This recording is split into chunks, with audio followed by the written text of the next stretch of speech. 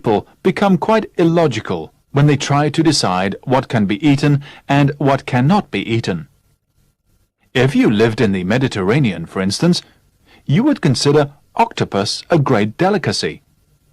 You would not be able to understand why some people find it repulsive. On the other hand, your stomach would turn at the idea of frying potatoes in animal fat, the normally accepted practice in many northern countries. The sad truth is that most of us have been brought up to eat certain foods, and we stick to them all our lives. No creature has received more praise and abuse than the common garden snail. Cooked in wine, snails are a great luxury in various parts of the world. There are countless people who, ever since their early years, have learned to associate snails with food. My friend Robert lives in a country where snails are despised. As his flat is in a large town, he has no garden of his own. For years, he has been asking me to collect snails from my garden and take them to him.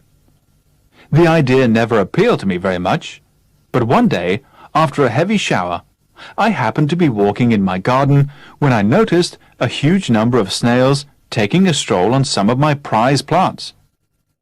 Acting on a sudden impulse, I collected several dozen, put them in a paper bag, and took them to Robert. Robert was delighted to see me and equally pleased with my little gift. I left the bag in the hall, and Robert and I went into the living room where we talked for a couple of hours. I had forgotten all about the snails when Robert suddenly said that I must stay to dinner. Snails would, of course, be the main dish. I did not fancy the idea, and I reluctantly followed Robert out of the room. To our dismay, we saw that there were snails everywhere. They had escaped from the paper bag and had taken complete possession of the hall. I have never been able to look at a snail since then.